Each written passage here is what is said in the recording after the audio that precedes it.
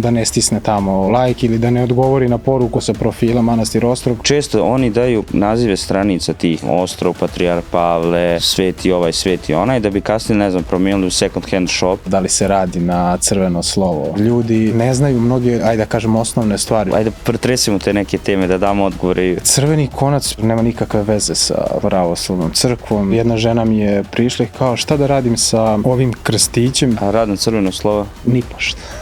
Možda mislimo da to tako treba ili kako on čovjek produktivan. Jedan duhovni problem, to je porast vršnjačkog nasilja. Crkva sve poziva i crkva je uvek otvorena za svakoga. Ja ću jednu stvar da apelujem na medije, pošto znam da gledaju podcast. Kako smo ti i ja pričali o tako nekim stvarima.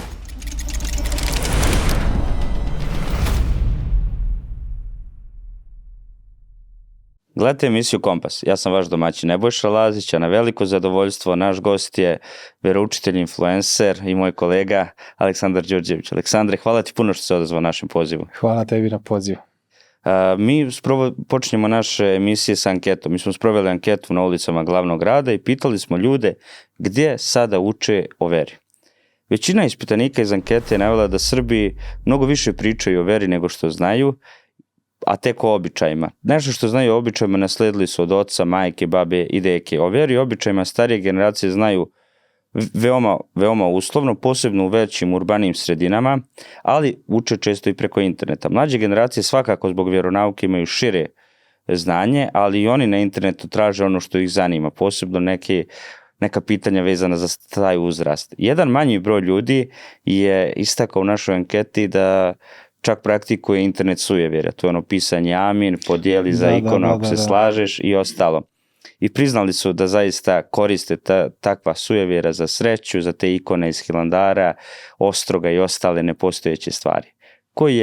Ali ovo je jedan manji broj ljudi, koji je vaš komentar na ovu anketu? Sad ne znam koji je procenat tih ljudi koji su se odlučili za to sujeverje. Pa to je oko 15%. Pa dobro, nije mali procenat, zaista.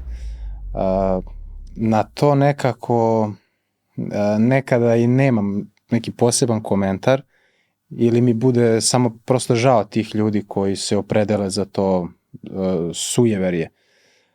Sujeverje gde ljudi veruju tako neke, pošaljite tu sliku na 10 adresa i u vaš dom će se useliti Hristos. To da ide tako, mi teolozi... Šeruj za amin. Šerovalo bi se mnogo više u samim crkvenim krugovima. To nema zaista veze sa vezom i ovim putem i apelujemo na ljude da to ne... Isto, amin, Gospodi pomiluj. Jedan prijatelj mi je rekao kao, šta imaš protiv ljudi ako napišu kao amin? Šta znači amin? I pa kao, nije nužno loša reč amin, ali kao šta će amin ispod slike svetitelja ili bilo koje druge objave. Da se potvrdi ta objava ili ne znam šta, ljudi pišu amin na svašta nešto isto, Gospodi pomiluj ili nešto slično. Nema ništa loše u toj reči, ali uopšte generalno ljudi to olako je koriste i pišu, ne znaju ni zašto pišu ili ako ja napišem nešto će se dobro desiti meni. Ja bih to sujeverje povezao i sa baš tim neznanjem, verskim neznanjem. I onda ja ću nešto da uradim danas, neki događaj koji se desi danas će da utiče na budućnost. To možemo povezujemo onda i sa raznim nekim silama i magijama i sudbinom, što znamo da pravoslavna crkva ne podržava, ali tako? Ne uči od... Ljudima je stalo do tih instant rješenja. Posebno mi djeluje onako sablažnjavajuće kada okače stranica manastira Ostrog, Hilandar ili neki starci i ostalo, da zloupotrebljavaju, i ti i ja smo bili u manastirima, ne postoje monasi koji se bave internet sujevjerem i ostalo, ljudi su posvećeni molitvi, radu, ta zloupotreba nekako, da li je moguće, da li su ljudi naivni pa nasjedaju na to, ili su je to toliko dobro upakovano da ljudi ne razmišljaju o tome? Pa i dobro upakovano, ja bih rekao i to, ali ljudi traže neku slamku u teškim situacijama za koju će da se uhvate i onda, ne znam, stranice Svetog Vasilija Ostroškog gde se, na primjer, meni su se javili pre, hajde da kažem, 1 godinu dana neki ljudi koji su hteli da ja njih na Instagramu izreklamiram i to za neki novac. Međutim, bile su neke knjige, šta ja znam, kada sam ja pitao ko je napisao te knjige, odgovor je bilo teolog. Ja sam rekao, može ime teologa ili... Pa, ipak je to anonimni pisac, teolog koji ne želi da se njegovo ime zna. Na kraju sam došao do zaključka da je ta stranica 3-4 puta menjala svoj naziv, a ima preko 300.000 pratilaca. Kako ih je menjala? Prvi put su bili tu, naravno cilj im je samo materijalna korist. Prvi put su bili tu da prodaju neke lampe sa Ostroga, odnosno lampe koje imaju lik, odnosno onako izobražen ostrog ili tako nešto, pa su onda bile pouke patrijarha Pavla, pa ne znam šta je bilo, treće oltar neki ili ne znam kako se već... Služi kao mamci velike svetinje. I sada oni pomenu, sada kažemo patrijarh Pavle. Da. Mislim, svi će da odu i to i da lajkuju i da tako neki kredibilitet kao da ima ta stranica ili nešto, manastir Ostrog, ili tako, ko će da ide, ne znam, da ne stisne tamo like ili da ne odgovori na poruku ako mu pošalje neko sa profila manastir Ostrog koji ima 300.000 pratilaca. I onda, eto, i to je stvarno nešto čime treba da se pozabavimo. Kažu, ne treba, ne znam sad ko je to tačno napisao, ali sam načitao, ne treba, Bogu ne trebaju rušioci, nego zidari, ali tako. I mi treba da zidamo svoje, da idemo tim putem istine, a oni će se sami jedno po jedno otkrivati i sami rušiti. Sami suštini, ne trebamo previše da obraćamo pažnju na te neke stvari, ali opet, i ako obratimo pažnju, nekako ja gledam, ne mogu da ne ukažem na neke stvari, a da... Ukazivanje često na stvari bude, kontraproduktivno. Da, upravo tako. Da, ali razgovarao sam sa programerima iz tog nekog finansijskog aspekta i onda to Amin i Gospodi pomenu daje veći algoritam, veći share i često oni daju nazive stranica tih, ne znam, Ostrov, Patrijarh Pavle, sveti ovaj, sveti onaj, da bi kasnije, ne znam, promijenili u second hand shop i da bi preko toga prodavali odjeću i tako neke stvari. Kaže da suštinski to ljudi radi po automatizmu jer su shvatili da je narod podložan da koristi. Da, nisam nikada razmišljao u tom. Nisam nijad, dok mi programeri nisu rekli iskreno. Dobro je da se okrenemo na zidanje. Kad si ti počeo da snimaš, da objašnjavaš, da misionariš na društvenim mrežama? Da, ja sam, kao sve to krenulo spontano, nešto nije mi bilo u planu da to uopšte krene u ovom nekom pravcu.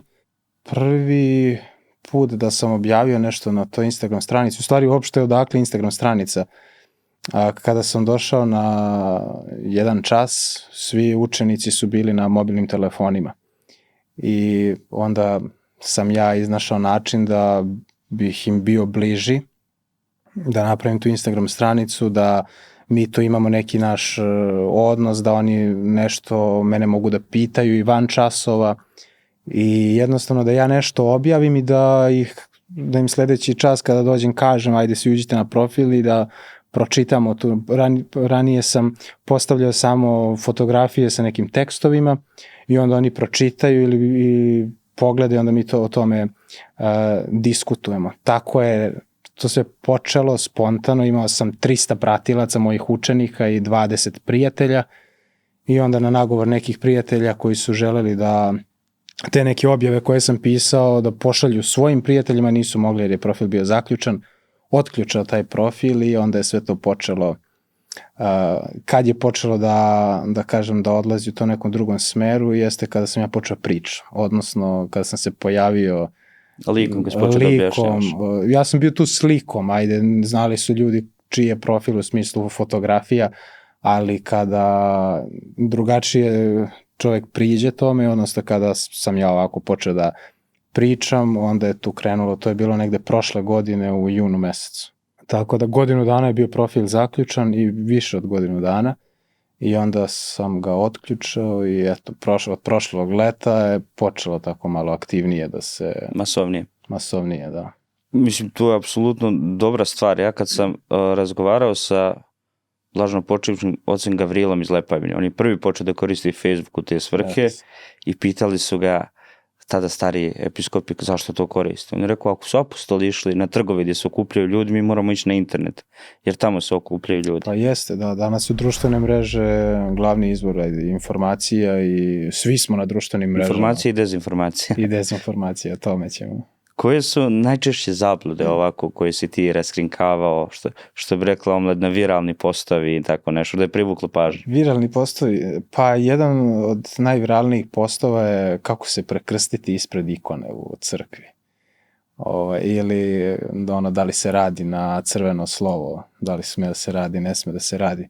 Ali ubedljivo taj prvi video koji je onako bukvalno, ne znam, napravio skoro 2 miliona pregleda, gde ja nisam mogao da verujem šta se dešava u Instagram, da na svaki minut ulazim i da dobijem preko 100 pratilaca, je bilo to kako se prekrstiti ispred ikone, jer ljudi ne znaju mnoge, ajde da kažem, osnovne stvari, što je meni osnovno i što je nekom svešteniku osnovno, i on misli da svi znamo da se prekrstimo, ali iza nas je ovaj period komunizma kada su ljudi verovali u Boga krišom i kada su se verovatno i krstili onako kako su, da, ko Đorđe Čvarko, što. Da.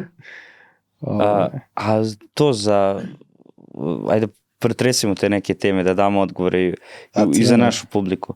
Naprimjer, crveni konac, ljudi što stavljaju bebama, rad na crveno slovo i tako te. Da, to još nisam obradio, taj crveni konac oko ruke, u smislu nisam ga postavio na internet, na Instagram.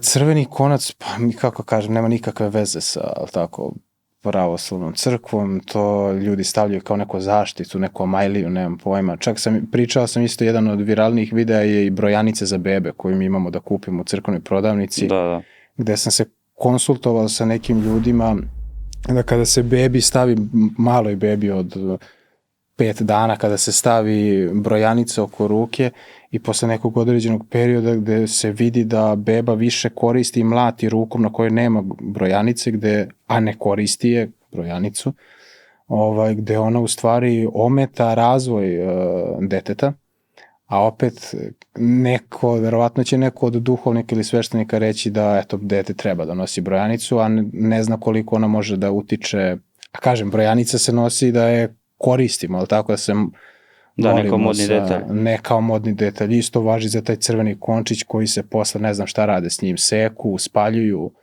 to je zaista nema nikakve veze sa pravoslavnom crkvom. Opet, sa druge strane, na primjer, jedna žena mi je prišla i kao šta da radim sa ovim krstićem, drveni krstić drži u ruci, rekao dobro, pa sveštenik mi je rekao da kupim krstić i da končić onaj koji ide oko vrata, da iskoristim za ne znam šta. I onda kao ček, to kakvo korišćenje končića za ne znam nija kakve stvari, kao bolje valjda da se stavi končić od krstića nego crveni končić, znači imamo stvarno neke krajnosti. Da ljudi pokušavaju da ublažavaju. Da, a opet možda i da im se ublaži neka muka ukoliko imaju, pa ajde, bolje onda, snishođenje, nemoj taj crveni končić, ali idi uzmi onaj neki drugi končić od krsta i to je iz crkve i nešto, pa će čovek da učini nešto. A rad na crveno slovo? Ni pošto. Ne valja se. Ne valja se, da. Valja se, ne valja se. Pa ja volim đacima da kažem, da ih pitam kako su prale žene veš pre 500 godina. I onda oni razmišljaju, pa morali su da uzmu neku korpu, da stave taj veš, pa na kuk, pa ili kao u Africi na glavu, pa odlazimo na neki potočić, ili tako, peremo veš, pa se vratimo, pa dok ga raširimo i sve i prođe ženi ceo dan. A crveno slovo ili nedelja je dan koji treba posvetimo Gospodu Bogu svome. To ne znači da je rad zabranjen, nego da treba da ga posvetimo Bogu, da odemo u crkvu, na liturgiju, da budemo sa svojom porodicom i da uradimo neko dobro delo, što kao Hristos kada je išao, pa kada su apostoli brali klasje subotom, odnosno nedeljom. Da, kada su ih fariseji Sadukeji napali, da. Upravo to je to. Čak da čuda čini na... Ili Hristos, da li je greh u subotu činiti, odnosno nedelju činiti čudo.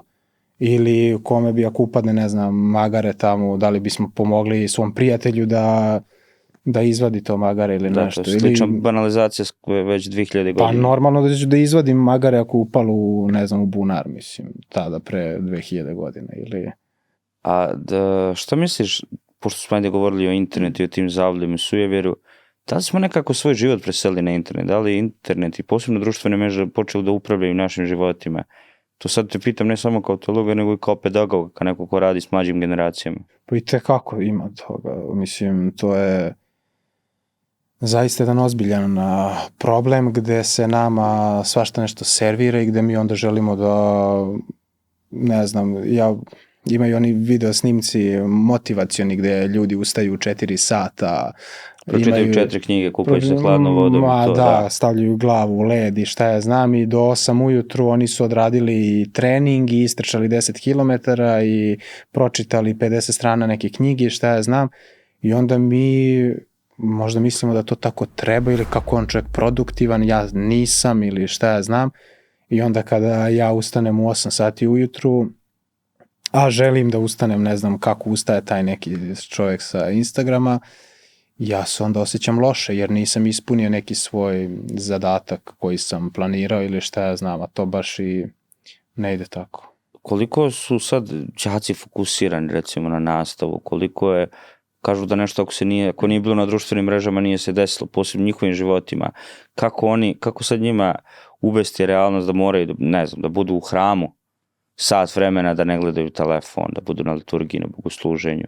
Da, prvo što ja to pričam i sa đacima i počnu se smeju, rekao, šta uradite prvo kada otvorite oči, kad ustanete, oni gledaju, rekao, potpisujem da izvadite telefon, ne da izvadite, samo uzmete telefon i počnete da scrollujete i oni počnu se smeju. I onda tako provedeš pola sata u krevetu ili sat vremena u periodu kada trebaš da budeš najproduktivniji, da ti treba da ustaneš i da jel tako, istrčeš 10 km, šalim se, gde stvarno treba da budeš produktivan, da, ne znam, pripremiš doručak, da se pre toga umiješ i sve to, da se pomoliš Bogu, da zahvališ Bogu na još jednom novom danu i što si tu gde si u tom trenutku, a ne, mi imamo skroz, kažem, odlazimo u tu neku drugu krajnost i oni vide, znaju da je to tako, da je to istina.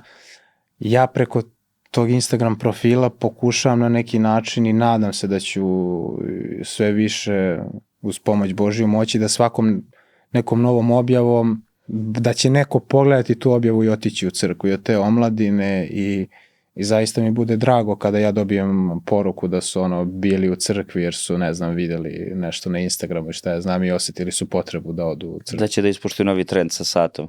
To mi je da snime sat i hramu koji odlaze. Da se vidi možda da je vrijeme za liturgiju i bogosluženje. Tako mi se jedan prijatelj javio i slika ujutro 15 do 9 i on snima sat i crkvu. Ja rekao, to je to. Znači on je video dan ili dva pre da sam ja bio u crkvi, snimio sat i onda je on otišao, snimio sat. Jedan pozitivan challenge. Kako ne, da. A sad zbog interneta i zbog svega, nekako jedan duhovni problem o kojem ja mislim da se ne priča dovoljno, to je porast vršnjačkog nasilja. Da li je to samo problem, ajde kažem, toga što su živi na društvenim mrežama, što roditelji isto živi na društvenim mrežama pa nemaju vremena za svoju decu pa im daju telefon, ili je problem i škole kao obrazovne institucije, i kako da riješimo taj problem, kako onako duhovno da sagledamo to vršnjačko nasilje? Kako rešiti problem vršnjačkog nasilja? Pa mnoge stvari se dešavaju upravo na internetu i to neko virtualno nasilje i tekako može biti pogubno, gde postoje primjeri samoubistva neke omladine, 14, 15, 16, 17 godina gde nisu mogli da se izbore sa nekom ucenom. Zato kažem, zavisno od toga šta, za $3 se dođe do ko zna kakve, na primjer, fotografije i neko bude ucenjeno. I to su zaista opasne stvari gde onda to, kažem, vršnjačko nasilje i to krenu da kruže fotografije, na primjer, u nekom odeljenju ili po školi gde dete zaista može da bude ugroženo. A kako se boriti? Pa upravo treba da usadimo toj mladoj deci neke obrasce, za čega služi taj internet i šta ja treba da šaljem nekom, pišem, šta da postavljam. Čak i obično fotografija sa plaže koju postavimo može neko da je zloupotrebi. Isto roditelji kada postavljaju malu decu. Imaju neki roditelji koji ne postave dete do 15. godine na internet. I to je, ajde da kažem, normalno, ali hteli mi ili ne hteli, nekada naše dete može biti na nekoj fotografiji i bez naše dozvole.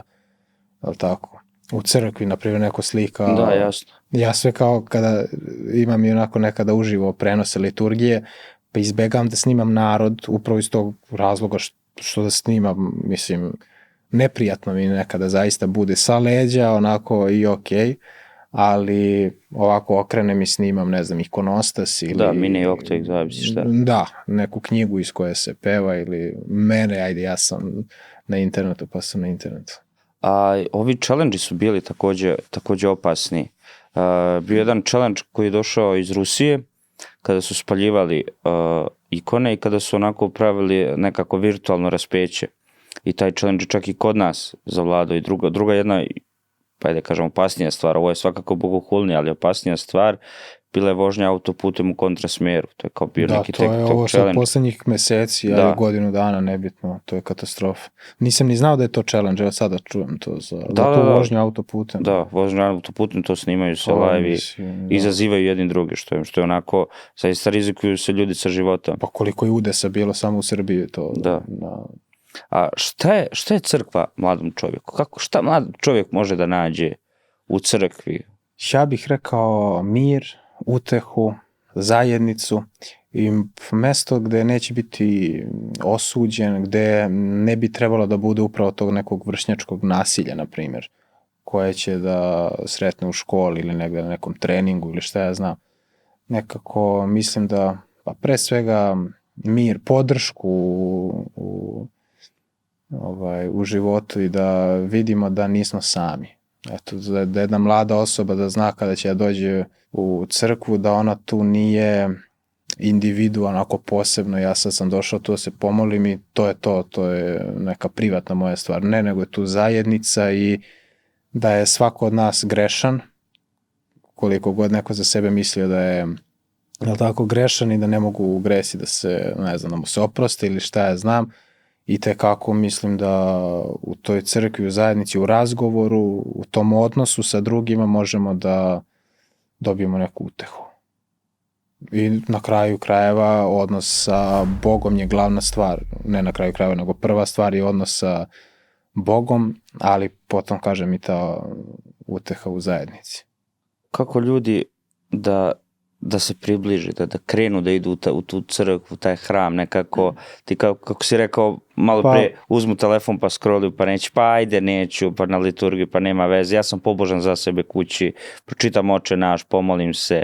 Zašto je liturgija i bogosluženje to zajednica oko koje se priča važno? Pa primer, ja bih rekao kako da krene neko, niko ne može tu da krene na silu na liturgiju, mislim, to onda samo je kontraefekat, je li tako?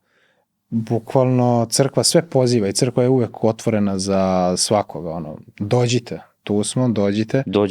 Dođi, vidi, ako ti se sviđa, ostani tu, budi, ako ne moraš da budeš tu, crkva nikoga ne prisiljava i to je zaista tako. I kako privući mladu osobu, sad kao privući? Pa trebaju dati tu slobodu neku, da ne budemo nešto napadni, a iz svog ličnog primjera, znači ako mi odlazimo u crkvu i ako, ne znam, imam u jednom odeljenju i ovim putem ih pozdravljam, 4C, oni su stvarno predivni, gde ja imam nekoliko učenika koji su redovni na svakoj nedeljnoj liturgiji, gde čak i ja kada ne dođem u svoju parohijsku crkvu, kako te nedelje ne budem u Staroj Pazovi, oni mi u školi pitaju, ja veroučitelju nismo vas videli, niste bili u crkvi.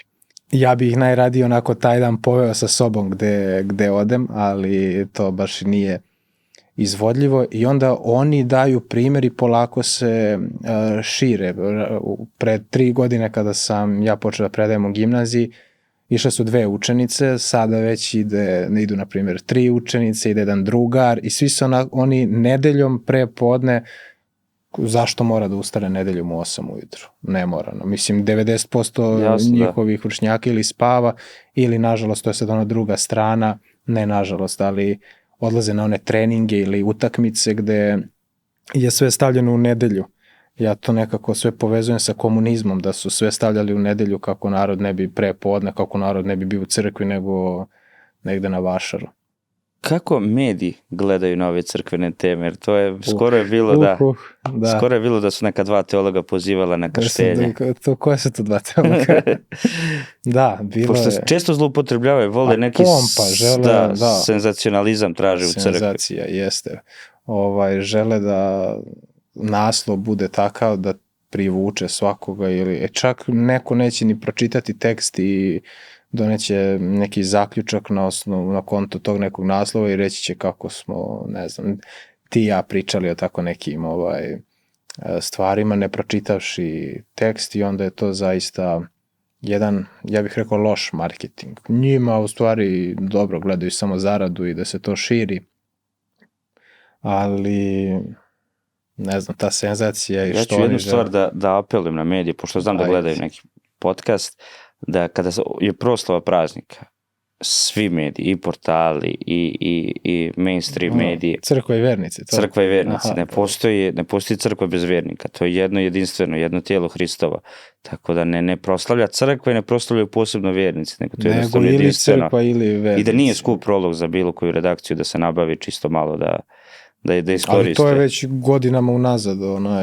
svaki praznik neki već, ili tako, Božić, Vaskrs. Sad smo pričali o formi kako ljudi da upoznaju veru, da spoznaju, da dođu u neku drugu formulu, ali pošto je ovo sad vrijeme Božićnog posta, šta su post, molitva, ispovijest u životu jednog vernika i zašto su važni, zašto su bitni? Pa, to su jedne od najvažnijih stvari, jel tako, u životu jednog pravoslavnog hrišćanina. A zašto je to u stvari toliko važno i bitno? Evo, samo kad kažemo post, molitva, mi vidimo da iz primjera Hristovog, da je Hristos postio, da je Hristos bio 40 dana u pustinji, jel tako, i postio, da je on odlazio na pusta mesta i molio se, i time je on svojim apostolima i nama danas dao primjer kako treba da postupaju u svom životu, odnosno kakav odnos treba da imaju sa Bogom. Isto je, jel tako, rekao i što se tiče ispovesti, da ispovedamo grehe jedni drugima, odnosno da ono što razrešite na zemlji bit će razrešeno i na nebu. Tako da i tu je negde, da kažemo, upravo ta uteha i neki ventil za svakog pravoslavnog hrišćanina. Svi smo mi grešni. Mislim, jedini bezgrešan je bio Bog, je li tako, Hristos, Isus Hristos, a mi kao takvi, odnosno kao, jel te, grešni, moramo da shvatimo u stvari da crkva nije, da Bog i da crkva nije neka zajednica ili mesto gde se samo gleda na naše greške, već i kao pokajani razbojnik mi možemo da se pokajemo za sve što smo učinili. To ne znači da sada možemo da radimo bilo šta, pa ću pred smrt ja da se pokajem, jer niko ne zna kada će da dođe čas smrti. Tako da... Koliko je teško mladoj osobi, vjerniku, pa i starijoj osobi da posti danas? Pa teško je jer se nametne to kao nešto teško. U smislu, teško bude mladoj osobi da posti ukoliko ukućani njeni ne poste. Pa onda mora prođe neki period kada ta osoba može sama sebi nešto da spremi, da jede ukoliko želi da posti. Što se tiče hrane, danas imamo gotovo ono što imamo, postno. Da, sve postno, čak i postne kobasice, postne pljeskavice, sve bukvalno imamo ono što imamo. I mnogo je lakše nego prije 100 godina postiti. Ma i pre 30 godina meni kada roditelji pričaju kako su postili 90-ih, 80-ih, nebitno, to je nebo i zemlja. Gde mi danas u stvari izađemo iz kuće i možemo kupimo 100 nekih jela postnih. Tada je to bilo mnogo zahtevnije i teže, tako da mislim da je ograničenost toj deci, možda samo to što ne kreće iz kuće, posle, u stvari, ljudi, odnosno, evo, ja imam učenike koji posle ceo božićni post, postoje vaskršnji post, sve postove u stvari, ali to je krenulo iz kuće nekako, njihovi roditelji su liturgijski i oni poste svi, njima onda nije problem da dete od 15, 16, 17 godina isposti ceo post. Da, kuće sve postna hrana i... Da, ne može da se jede, ne znam. A što je postalo tabu nekako? Ja mislim da te ljudi čudno gledaju kad kažeš da postiš, tražiš postnu hranu, a ako kažeš da si vegan, to im je okej. Gdje je zašto je to tako? Zašto je postalo bauk da misli da si ti ne znam kakav zatucan ovakav onakav ako postiš, ali si cool ako si vegan. Neko misli da čak kada se pomene post, na primjer u Staroj Pazovi u nekim fast foodovima, kad u periodu posta i kao, a postite ili nešto, kao mi ne postimo, nismo na ne znam nija kakvom duhovnom levelu da ima i toga. Ili smatraju ako postiš da si posebno grešan? Da, kao, ili jednostavno, ja nisam nikada, ili postio sam 2 dana i to je to. Badnje večer, veliki petak. To je osnovno, to je forma da mora da se ispoštuje. Da, a ispovijest savremenom čovjeku, nekako vidimo da su sve popularnije psihoterapije i sve, a zašto nekako imam osjećaj da ispovijest nije toliko popularna, da opak ljudi drže taj neki tabu. Kako ti svojim đacima i učenicima objasniš zašto je važno da se ispovijedaju, zašto je bitno? Da, pa imaju strah da kažu svešteniku nešto što su svoj greh, jel tako? Imaju strah da će, ili ne znam, dobio sam taj sveštenik je dobar sa mojim ocem i ja ne mogu da se ispovedim. Treba da znamo da sveštenik je isto grešan, kao i mi što smo grešni, i da sveštenik ne sme da kaže nikome tu našu ispovest. I da je sveštenik samo provodnik između tog čoveka koji se ispoveda i Boga. I da je sveštenik tu da posavetuje i da će, nadam se, iznaći najbolji mogući način da se osoba rastereti, da dobije neko olakšanje posle greha. Zašto je bitno ispovedati se? Zato što, pa ja bih to rekao, jedno čišćenje, onako, gde ukoliko se ne ispovedamo i gde stalno gomilamo te svoje neke grehove koji nas muče i opterećuju nas u svakodnevnom životu, i onda je ispovest, kažem, taj, mislim, ventil koji mora da se... Duhovni detoks. Duhovni detoks, to. Ali opet nekako crkve su nam, ja verujem i u Pazovi, ali u Beogradu, opet su nam sve više pune mladih ljudi. Jesu. Da li misliš da je to baš zbog toga što je prošao taj komunizam, zbog vjeronauke, ili su nekako sve postalo obesmišljeno, pa jedini smisao traže u vraćanju ka precima? Pa rekao bih da je veronauka tu odigrala tekako bitnu ulogu. Mislim, veronauka je već 24 godine, 25. godina u školama, tako da veliki broj mladih, eto do 25. 30. godine, nebitno, su već u crkvama aktivno.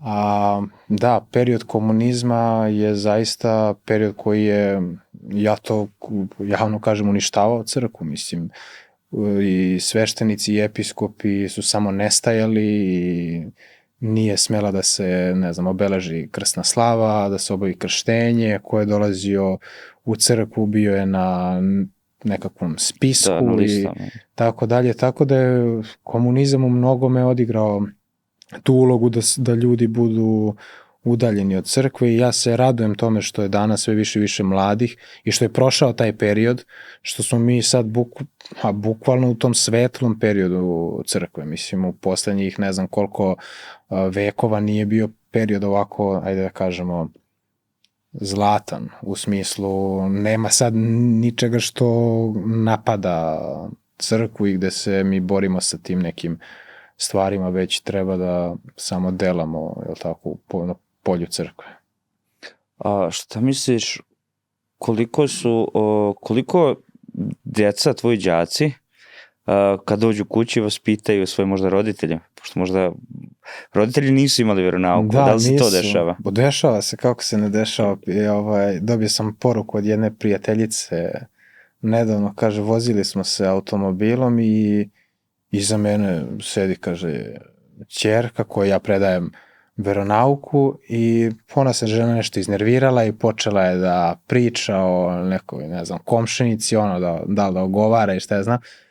I ona mi je, kaže, začepila mi je usta rečenicom kao da smo, svi ljudi su naši bližnji i da kako treba se ophodimo, kaže, ona je počela meni tu da objašnjava i kao, pa gde si to čula i sad ono kao, na primjer, na veronauci, jel tako, u crkvi, dete i u crkvi i sve to, i onda kao, čekaj čoveče, ima tu nečega što, koliko god mi misli da na času nekada što kažemo, da to ko zna gde će to otići, ovde ušlo, ovde izašlo, ali ne, to ostane negde i onda dete uzme i poduči svog roditelja kako treba da se radi. Sutra će i taj roditelj zajedno sa detetom doći u crkvu i to je, mislim, suština. Još ovako jedna stvar, pošto smo, eto, kao što rekao smo, u periodu smo posta, dolaze i krsne slave.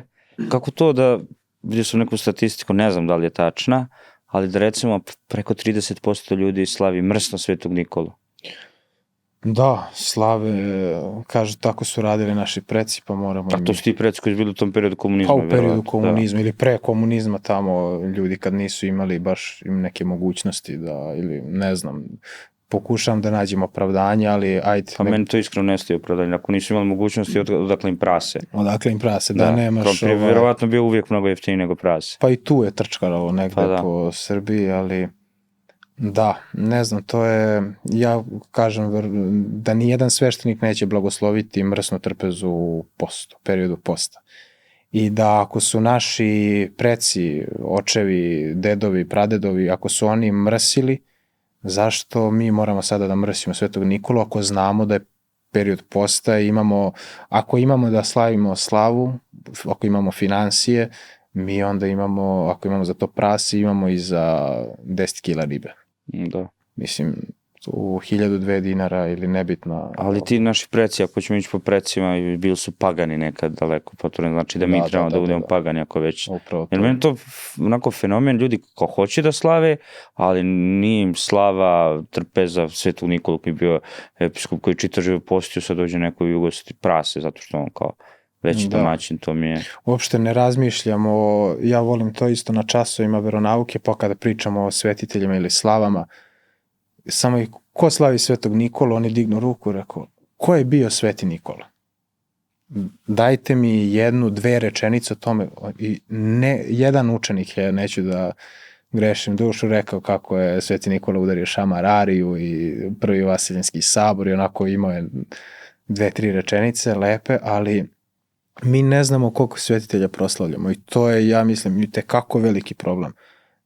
Preko 90% ljudi, ja mislim da ne zna ko je bio taj svetitelj kojeg oni proslavljaju.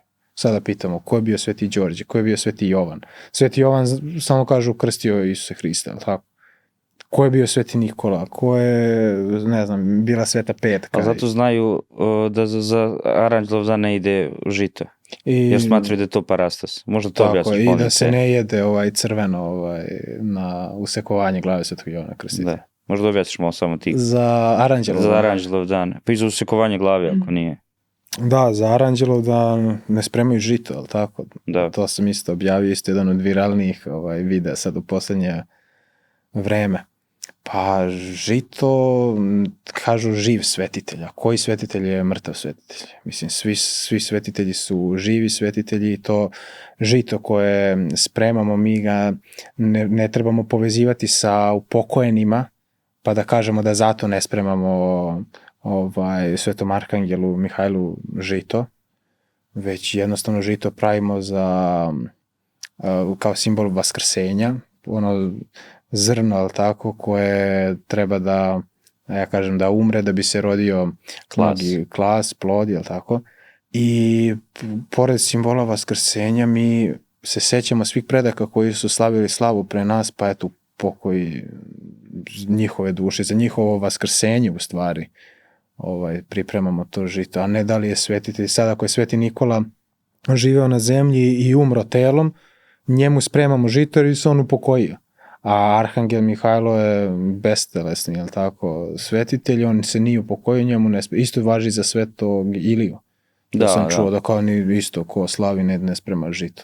To onda stvarno nigde nikakve veze s vezom. Mislim da je patrijarh Pavle 1976. godine kao episkop Oraško-Prizrenski napisao da to nije se dešavalo upravo do pojave komunizma. Eto. Da smo imali veći stepen te svijesti crkvene i savjesti, da nismo imali takve, da kažem, greške, da nismo pravili kao narod. Koliko je bitna liturgija u svemu ovome? Kad mi pričamo, zašto je bitna liturgija? Da, mi u svemu pričamo, a liturgija je najbitnija. Mislim, liturgija je sama ikona carstva Božijeg i sam susret sa Bogom je na svetoj liturgiji. Kad kažu zašto se liturgija uopšte služi? Pa zato što se mi na liturgiji sjedinjujemo sa Gospodom u telu i krvi, ali tako u njegovom u svetom pričešću. Ja volim tu da pomenem vladiku Atanasija, kada je imao ono predavanje kultno što se vrti po internetu, što se tiče samog pričešća i sjedinjenja sa Bogom. Kaže, kada bi u trenutku našeg pričešća bio drugi dolazak Hristov, mi bismo se našli svi onako kao pčele oko matice ili na saću onako i da jedemo Hrista, da se najtešnje sjedinjujemo sa Hristom i zaista punoća je upravo na svetoj liturgiji i nema crkve bez svete liturgije. I to je kao zašto moramo ići na svetu liturgiju. Isto važi za kada se neko krsti, jeste postao, ja to kažem tako, član crkve. Kao punopravni član. To je samo ulaznica, samo jedan moment ulaska, ali to nije punoća, mislim, punoća je na svetoj liturgiji. Potpuno sjedinjenje. I posljednje pitanje, šta je za tebe kompas pravih vrednosti? Kompas pravih vrednosti to su neke moralne stvari, moralne vrednosti koje mi treba da težimo u ovom 21. veku punom izazova i mogućnosti, otvorenih mogućnosti na sve strane, gde mi treba da sebe smiravamo, da obuzdavamo sebe u tim nekim i strastima i porocima i svemu ostalom. I da gajimo te hrišćanske vrline i vrednosti koje će ići ka izvoru svetlosti, kako bih ja to rekao. Hvala ti puno, Aleksandre, i želim ti dosta sreće, a vi, poštovani gledalci, pratite Aleksandra. Hvala ti što si bio moj gost. Hvala tebi na razgovor. Hvala na pažnji, poštovani gledalci. Podržite naš rad tako što ćete zapreti naš YouTube kanal, lajkujte i delite naš sadržaj na društvenim mrežama. Posjetite naš portal kompasinfo.rs, a mi potragu za kompasom pravih vrednosti nastavljamo već u sljedećoj epizodi.